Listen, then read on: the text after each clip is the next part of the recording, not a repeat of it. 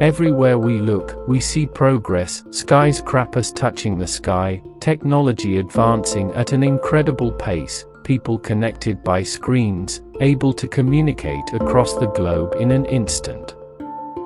We are living in what should be considered the golden age of human achievement. We have more comfort, more entertainment, more convenience, and yet, why does life feel emptier than ever? Why, in a world where we can have almost anything we want, do so many of us feel so disconnected, so isolated, so unfulfilled? Why does modern life feel so hollow? This is the paradox of our time. Never have we had so much, yet never have we felt so little. In this video, we will dive deep into the hidden crisis of modern existence, a crisis that lurks beneath the surface of our daily routines, behind the bright screens of our phones and laptops, within the constant busyness of our lives. We will explore why modern life feels so empty, what causes this growing sense of disconnection, and most importantly, what we can do about it. One of the key reasons modern life feels so empty is that we are living in a world driven by consumption. Everywhere we look, we are bombarded by messages telling us that happiness, fulfillment, and purpose can be bought. New gadgets, new clothes, a new car, a bigger house, these are supposed to bring us joy, to make us feel complete. But once we have them, the thrill fades, and we are left wanting more, constantly chasing the next thing. This is the essence of a consumer-driven world. It keeps us in a perpetual state of wanting. But wanting, by its very nature, creates a sense of lack, of emptiness.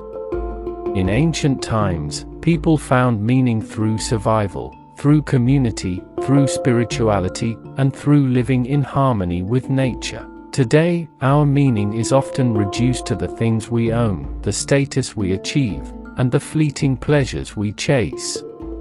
But can meaning ever truly be found in material things?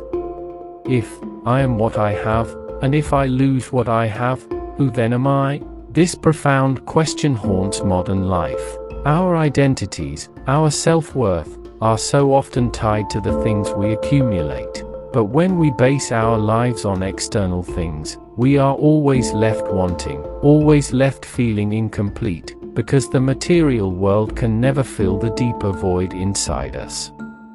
Another significant factor contributing to this sense of emptiness is the illusion of connection brought about by the digital age. Social media promise to connect us, to bring us closer to one another, to build communities where we could share our lives and our thoughts. But what it has actually done is create a false sense of connection. We are more connected than ever, yet real human interaction, real intimacy, has diminished. The conversations we have online are often shallow, fleeting, and disconnected from any real emotional depth. We share the highlights of our lives, the curated, filtered moments, but rarely do we share the reality of our struggles, our fears, our loneliness.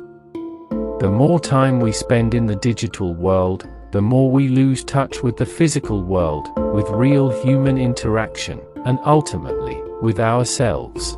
We live in a time when we can have hundreds of friends online, but few people we can truly confide in, people who really know us. This is the illusion of the digital age, that connection can be made without effort, without vulnerability, without depth. But true connection, true intimacy, requires presence. It requires time, attention, and genuine care, things that are becoming increasingly scarce in the age of endless scrolling. Another reason modern life feels empty is the relentless pressure to be productive. We live in a society that values productivity above all else. We are constantly told to work harder, to achieve more, to optimize every moment of our day. Every hour, every minute, every second must be accounted for, must be productive. But at what cost? When we are constantly focused on what we can produce, we lose sight of who we are. We become human doings, rather than human beings. A life of constant toil is not a life worth living. Yet, today, we are trapped in this cycle of endless productivity, driven by the fear of falling behind, of being irrelevant, of not doing enough. But this constant busyness leaves no room for reflection, for rest, for simply being.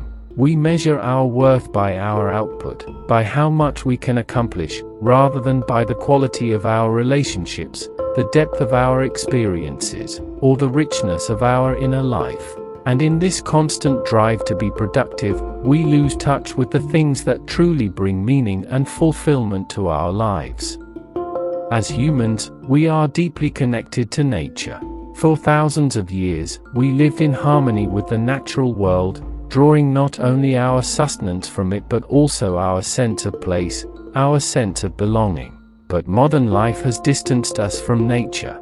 We live in concrete jungles, surrounded by technology, our lives dictated by artificial schedules, artificial light, and artificial priorities. This disconnection from nature is one of the most profound sources of our modern emptiness. Studies have shown that time spent in nature can reduce stress, improve mood, and increase feelings of well-being.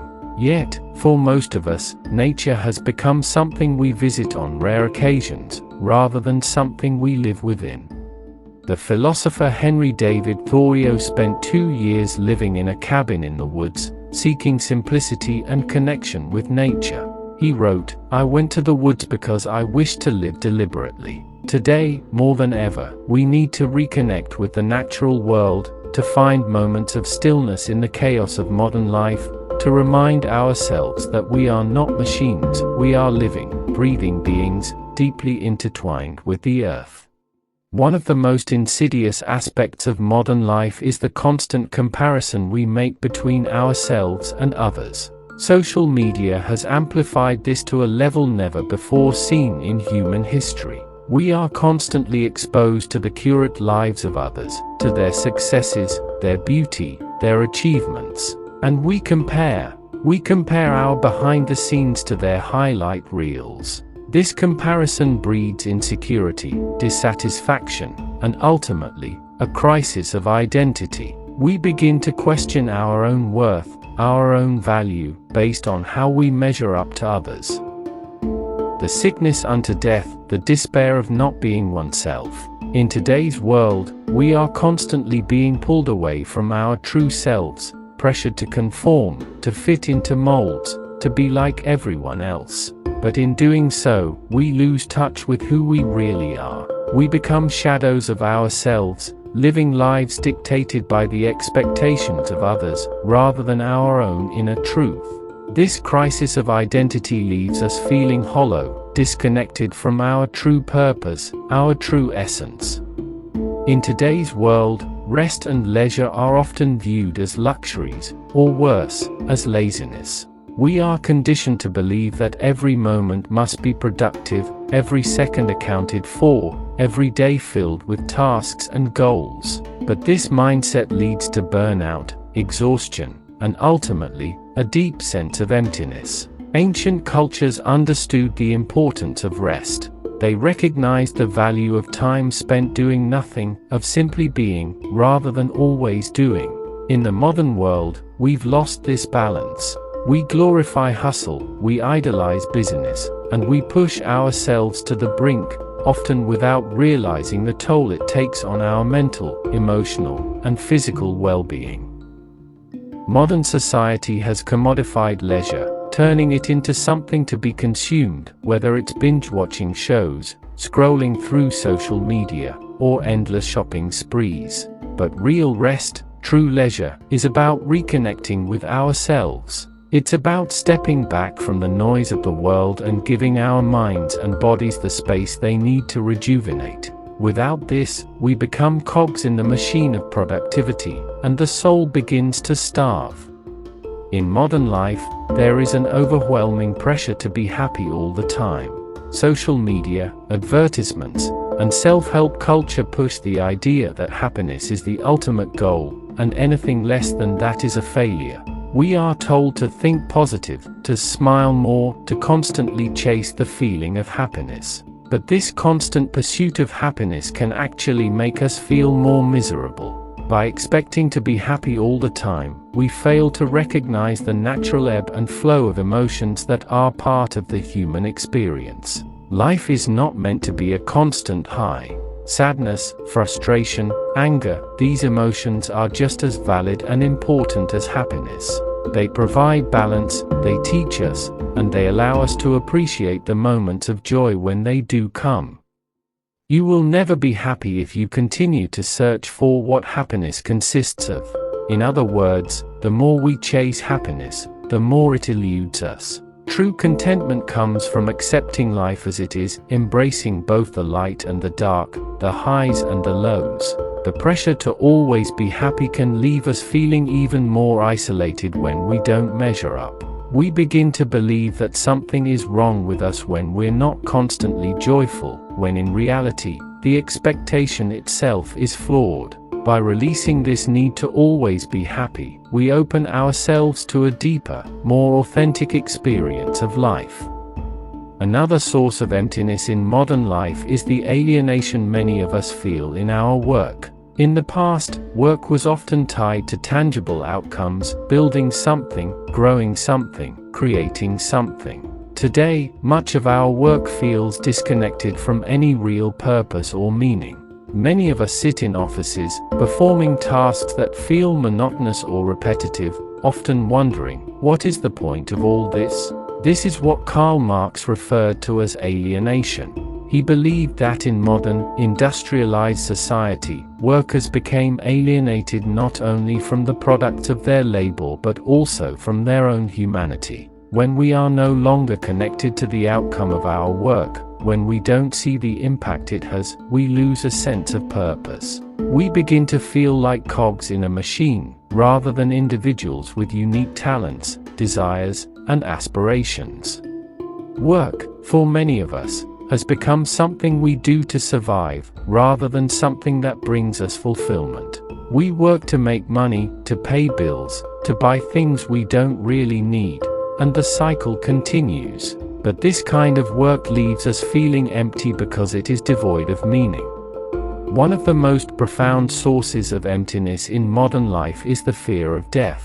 We live in a culture that is obsessed with youth, with staying young, with avoiding the reality of aging and death. Everywhere we look, we see messages telling us to preserve our youth, to fight against the natural process of aging. But this fear of death, this avoidance of our mortality, creates a deep existential anxiety. We distract ourselves with business, with consumption, with endless entertainment, all in an attempt to avoid facing the reality that life is finite. But in doing so, we rob ourselves of the depth and richness that comes from embracing the impermanence of life. Being toward death, acknowledging and accepting our mortality, is essential to living an authentic life. By confronting death, we can free ourselves from the superficial distractions of life and focus on what truly matters. But in modern life, we do the opposite. We cling to youth, to material possessions, to the illusion of permanence. And in doing so, we miss the beauty that comes from accepting the transient nature of existence. It is only by embracing the reality of death that we can fully appreciate the moments we have in life. We live in a world that offers us so much, yet often leaves us feeling so empty. But this emptiness is not a sign that something is wrong with us, it is a sign that something is missing in our modern way of life.